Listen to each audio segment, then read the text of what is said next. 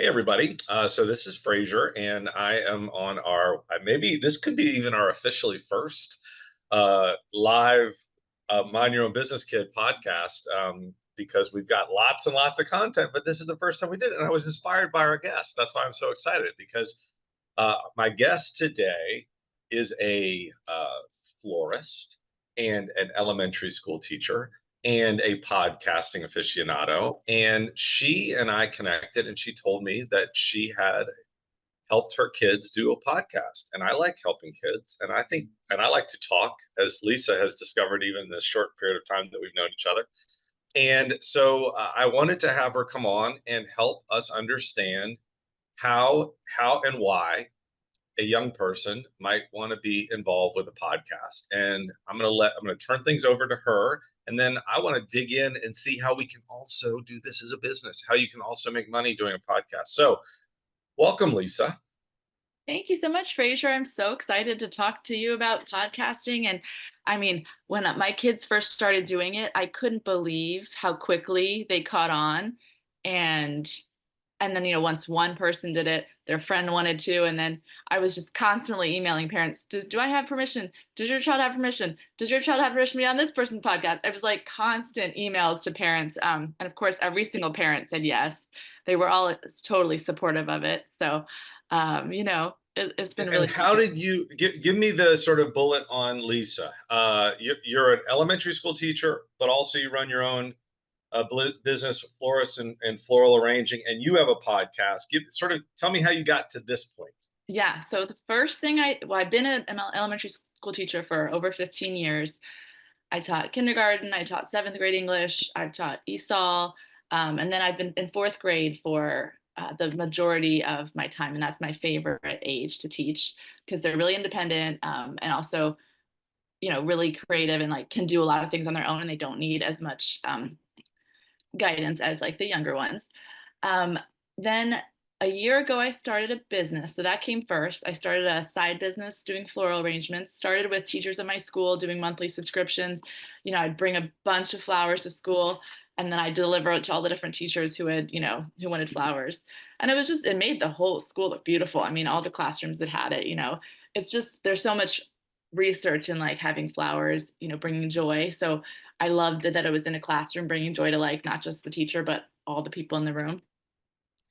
And then in November, I started my podcast. I had thought about it for a while, took a course in podcasting from someone named Kathy Heller with a podcast. And her podcast is interesting. It's called Don't Keep Your Day Job. And so it's all about, really following your passion and doing what you really want to do and not just sticking with like the 9 to 5 thing just because, it's scary to do something different. So I like that whole idea. And yeah, and then so this school year, in November, once I started my podcast, I was so excited. I had to tell my students, guys, what do you think? Here's my first episode, or here's the trailer intro song that I might be using. What do you guys think? There's this one or this one. What do you think? So I kind of got them involved from the beginning. And then it was more towards the end of the year when SOL testing was done and we had some extra time that I said, well, does anybody want to learn how to do this? You guys have lots of things you're interested in and you could interview each other. And so then it started to take off. But So tell me, I've listened to a couple of them, and I think I told you this. It was remarkable, right? Because I'm listening to these podcasts, and I'm like, it sounds like a podcast. You know what I mean? Like this sounds like just a normal podcast. It just happens to be I guess, what are they, 11, 10 at yeah, that point? yeah. And I listened to one where he was interviewing, I think maybe the gym teacher or something like that, interviewing a teacher, and it was very funny because the teacher's just getting interviewed, and I think it was a guy and a gal, and they're treating it just like anything else. So I can imagine, and especially when you start digging into kids' interests and letting them really pursue their interest in sports or Pokemon or video games or travel or movies or whatever. I just as an aside, I had my son and his friend. This was it wasn't pre-podcast, but it was just we just did it on video like this, and they're diagramming they're doing a review of the week 4 of the NFL, and they are as into it as any pundit anywhere is into it. And it's really a great forum for the kids to sort of come alive, right? What were some of the podcasts that your kids created? So, and I absolutely love, like, the big thing in Fairfax County now is called Portrait of a Graduate, and like communication's one of the big skills that we're all the way like K to 12 teachers are trying to push for, you know, collaboration, communication, all the things that a podcast does. So, just like listening skills. So, doing this was as a teacher was so interesting because I would look at students who maybe are not very strong in math, and I would see a whole side of them. Like this one student talking about soccer, and he could just go on and on about soccer players and soccer teams and leagues in Europe. And I was just listening because I was sort of monitoring them in a different teacher's classroom. And I just couldn't believe all the knowledge that's in there that's maybe not in my content area. So I don't always see and appreciate it. So one was on sports. Another one, again, a student who's like a little bit, weaker in math, and then a friend of hers doing one all about Taylor Swift and just, interviewing everybody who loves Taylor Swift. And of course, all the teachers do. So they were getting to interview all these different teachers, and I think felt really confident and empowered that teachers were taking the time to talk to them about be on their podcast show. Mm-hmm. And that particular student's parent helped them even get it onto Apple Podcasts. She just went all the way, up to the.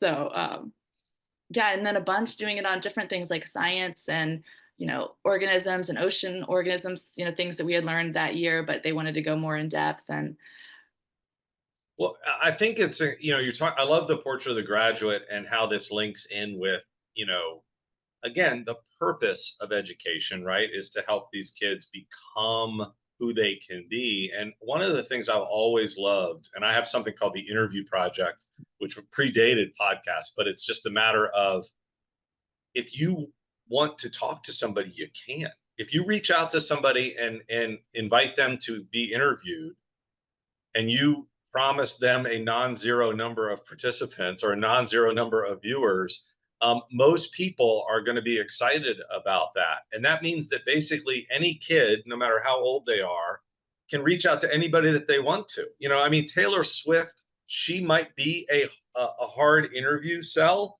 but you don't know until you ask. And the truth of it is, when celebrities are promoting things, they go all over the place, and kids are cute and they have their own little niche and they have their own little hook.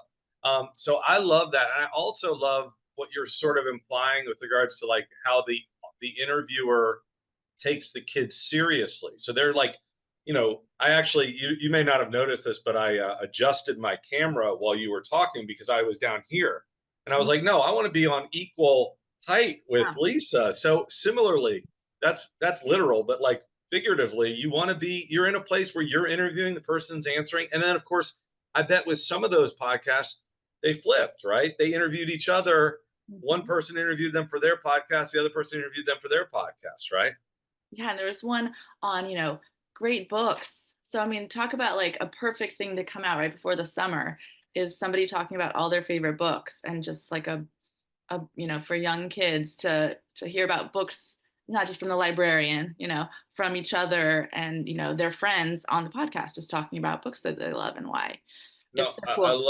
I love it. Go And on. even in terms of confidence for the people doing the podcast, it's like a confidence booster. But also, I think for everyone who's asked to be on a podcast, it's a huge confidence booster. So I do feel like people say yes a lot when I ask them to be on my podcast, more than I thought that they would, because it's a compliment to them that I want them on it. I always start off saying how much I, am inspired by them, or for whatever reason, why I want them on my show. And so, Well, and that's actually a good thing. We can even segue into talking about kids making their own podcast, but it's important to understand why people would say yes, why it would be beneficial to them, right? We can talk about why it would be beneficial to a kid to create a podcast for themselves. Then we can also talk about why it would be beneficial for a kid to create a podcast for another business, right? But fundamentally, like even today, you and I mean, we've talked about some of this stuff, but we're actually focusing and talking about it. We're recording it. We're going to be able to have little clips. We're going to be able to have a transcript. Um, let's say people ask me sometimes, uh, is it beneficial to go on a podcast, to be interviewed on a podcast, if that podcast doesn't have a lot of or big audience? Well, A, it's good practice. B, it's a nice compliment. C, you never know when you're going to say something interesting because it's kind of like a chemical reaction, right? I might be sitting here and talking about it, but you ask a different question, or just our interaction elicits a different perspective or understanding. But here's the other thing. Let's say you have a podcast that has, 10,000 people listen to it or 100,000 people listening to it. And this other person over here has a podcast that has 25 people listen to it, or they have their Facebook group. But those 25 people, those 100 people, those 200 people are not the same 100 people in your 100,000. The way you get to 100,000 is 100, 2, 5, 10 at a time. And so I always think it's, especially given that the cost of interviewing is so low. I mean, you and I just turned on Zoom and we're talking here, and this will be our podcast. So what do you tell the kids like when you're so introduce your camp? Because we part of why we have Lisa on here today, guys, is that Lisa is running a course, a camp over the summer, which is basically podcasting for kids. And I believe we have a couple of classes or a couple like preview classes coming up where anybody can participate and learn. But give a preview of the preview. Why would a kid themselves want to do a podcast? And then maybe we can dive into a little bit of like demystifying the podcast. I think that when I did, as I told you, I'm talking a lot. Sorry. I did my first podcast about a week ago in the sense that I just created the podcast and created the cover because even though I create a lot of content, I just haven't done that specific thing. And anytime, and this is for everybody, anytime you do something, you discover how easy it is to do it. Everything looks like a mystery. Everything looks like magic. Everything looks like, oh, that's only an expert until you do it.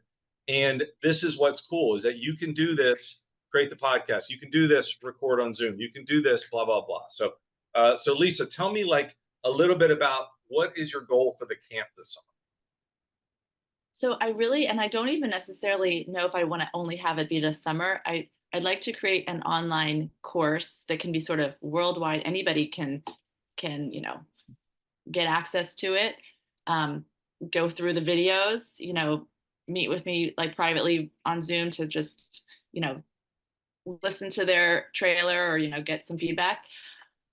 But yeah, I mean, I think that the biggest reason I started one, and for a student, the biggest benefit of starting one is just how much you learn from the process, both in the content when you're interviewing someone, in the way you learn to be a better listener, because it's not about you. When you're the host, you have to ask the questions and listen. So I think that's actually helped my listening skills in general, because anytime I talk to somebody outside of podcasting, I try to put on my podcast host. Okay, I'm going to listen now. I'm going to try to connect, be in the moment with this person. It's not about me, let me listen.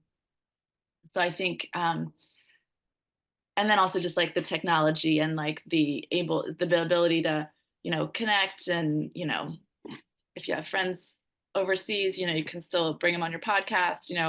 I was an international student, so I kind of had friends all over the world. So, being on Zoom and, just also just getting that worldwide view of, if you had a young person who found you from TikTok or something, and you had a podcast on sports or soccer, you could interview that person in Ecuador. And, sometimes there's a little bit of a language communication barrier. I've had that a couple of times.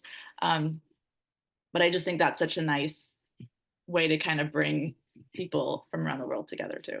Yeah, and do you have it structured in such a way where is it first, here's how to do one, or is it first, what kind of one should somebody do? Like how are you envisioning the structure of at least what you're doing in the next month and a half?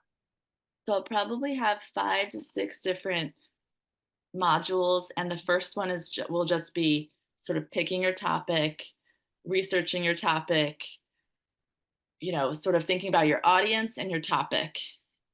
And then that comes with title, and then, finding a catchy title and making sure there's not one that's already out there that's the same. And then it'll be more about like the tech behind it, and then, analyzing your stats and seeing, how many downloads you have and all of that stuff, and seeing, just exploring like the different sites. And yeah.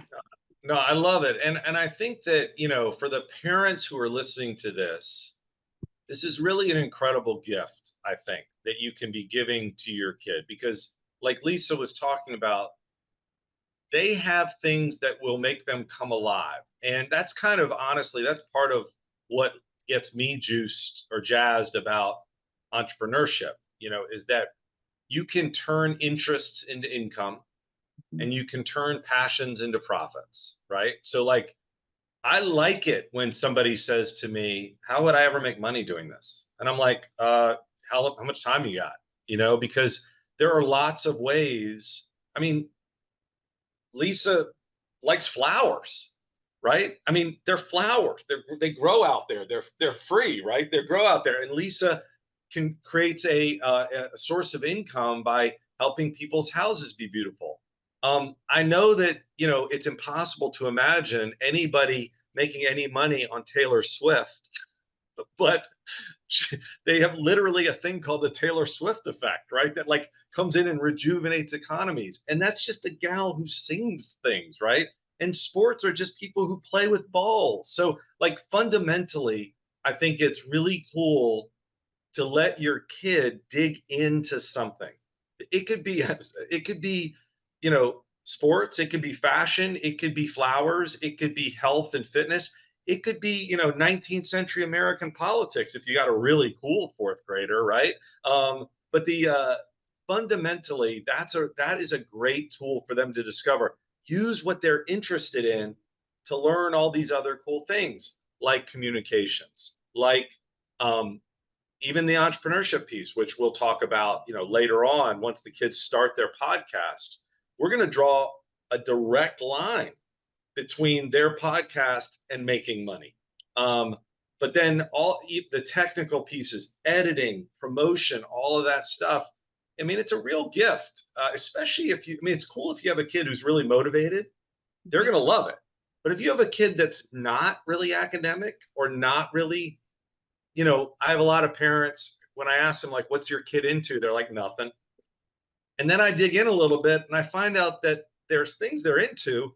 They're just outside of what the parent Right. thinks is interesting, It's not history, language arts, math, or science necessarily. or, It's or something more. even like if they're really good at sports or really good at music. Now, because a lot of parents, especially around Northern Virginia, right, are like really academically or track focused. And if you're really academically or track focused, there's probably nothing cooler than your kid can do than to add something like a podcast broadcaster or podcast host to their portfolio. I mean, I hate to play into that, but it would be a Exactly. really cool thing. It's on your resume. I mean, Yeah. I can always say that like just like somebody, if they write a book, can always say they're an author. I mean, I can always say I'm a host of a podcast. I mean, it's like such a huge, I mean, I don't know. It's just like No, people it is. seriously. And also, if you think about it, like going back to who do you get to talk to? You were talking about the Great Books podcast. Mhm. The truth of it is, you can interview any author you want. I mean, my father's a teacher or used to be a teacher in DC, and he ran this program where they would bring famous authors in to talk to the kids about their books. Any author would love to talk about the book, and it could be a Q&A, it could be whatever. I mean, it's fundamentally whatever you want it to be. So it's so cool. So tell me, Lisa, let's go back to your podcast because that gives a insight into why a business Mhm. might be interested in having a podcast. So why what is the connection between your podcast and your business?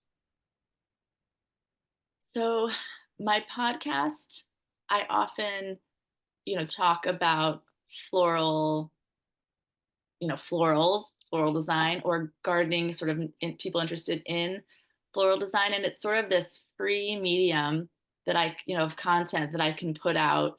That's, I'm not asking for money. I'm not asking for people to be a customer. I'm just giving this free content, that people can learn from by listening.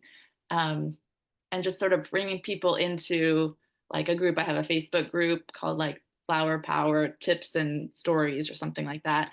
So just people interested in gardening, and I post the podcast links there, and just kind of bringing people together in a community that's not asking for business. But then Mhm. I'll talk about business, like on my next one, I'll probably talk about how I just did my first wedding, and, it'll just, then people, oh, she does weddings, my daughter's getting, it'll just naturally flow is what the goal is, without And, just and and what we talked about was the concept of helping the kids understand how, maybe after, you said like 5 modules, maybe like the 6th module, right?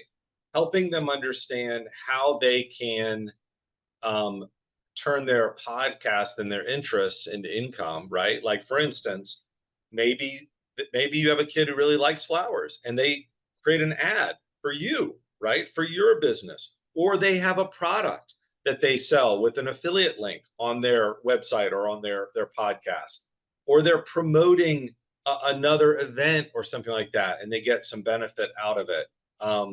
But like you're saying, that fundamentally this is just part of your content marketing milieu, right? You post, you share, you blog, you podcast, you do video, because doing that gives lots and lots of places for people to discover Mhm. you and your business. Right. So, I mean, I think the great thing about this is that, it's a blend of just creative project and entrepreneurship, because uh, we've talked about this. Once you learn how to do it, you can't unlearn. So you now have a skill. You now have a technical skill where a kid, an enterprising kid, could go to any business and say, I can help you. Hey, it's like I can buy myself flowers. I can create a podcast for you, right? I can help you do this thing. And many, many businesses are like Lisa or like me, who they see the benefit of having a podcast. They just don't know how to do it. And now, in addition to giving your kid an opportunity to share and become and talk and communicate, they also are developing my opinion, a very cool technical skill. Yeah. I mean, would that be fair to say that that's something that a kid is going to come out of the camp or the club with? I mean, I think a lot of podcasts evolve. Someone starts one and it's called this, and then they rebrand it later in life, or they completely change the topic. And I can see a kid, just like you were showing on social media, your first business card. I can see a kid sort of having that also just as a cool like time capsule. This is my podcast from when I was in 4th grade. My Yeah. first one was on, you know, um, Taylor Swift or whatever. And Yeah. then now this is what I'm doing. It's almost like this. Well, it'd be super funny is, how you have in some houses you have like the first grade picture, the second grade picture, the third grade picture. That's what they should just do, is have the first podcast cover, second podcast cover, third podcast cover. And here's something that we should talk about, Lisa, and then we can tie up this. And I'll put the web page up on the thing. Well, we'll say it, but we'll also put it up on the screen here. Um, I'm thinking about one of the things that we're launching in the fall are these CEO clubs. So the CEO clubs are something where the goal is to get kids to not just go through a class or not just go through a course, but to actually go through, to be able to network with other young entrepreneurs. And I think the idea of having a podcasters club in every school in Northern Virginia and elsewhere, right? Just have a plop the podcaster club would be a cool way for you to sort of create like a little magnet in the school. Mhm. And you could even partner. I don't like official clubs because they turn into a pain, but the concept of you partnering with a teacher where you have a program to teach teachers how to teach podcasts, so they can be the on the ground support and you can be the kind of hover mothership support, might be a really cool thing for us to chat Love, about. Oh, sorry. I would love, I even told my principals that next year I would love to do some professional development where I teach other teachers at the school Yeah. how to use these and show some examples of the kid things. So Well, and the cool thing to think about is similarly to where your mind already went with regards to the course, the onlineness, is that truthfully you can do that through video. You could do that through video so you can impact 1,000 teachers, 10,000 teachers. right. And not to say without compensation, you know me well enough at this point, Lisa. But I love that idea. I love the idea of you being the mothership that helps um, kids get started and then teachers catch up, I truthfully. love it. So now we just thought of this whole second course. I can teach Yeah. teachers about and doing and yeah, no, we got lots to play with on that, and I love that. I love connecting that with the CEO clubs because that creates so many, when the kids start broadcasting or podcasting, creates so many opportunities inside for kids to advertise on each other's podcasts, as well as to work out with other businesses. So many cool opportunities. All right, so let's just say the name of the link that can get you to Lisa's podcasting course, which I believe yeah. podcasting class. All right. Yeah. So it's the kidbizinc.com/podcasting class. And that takes you to Lisa's information page and sign up page. And I know we were talking about, maybe we'll sub this in so people can kind of experience it and whatnot. So there we go. I have to rename myself because for some reason my sister's name is on Yeah, when I I saw that. so I'll change that really quickly. What I can do, that's cool though, because what I can do is now I can copy that and then replace it for the whole thing. All right, so let me just stop recording here just so we have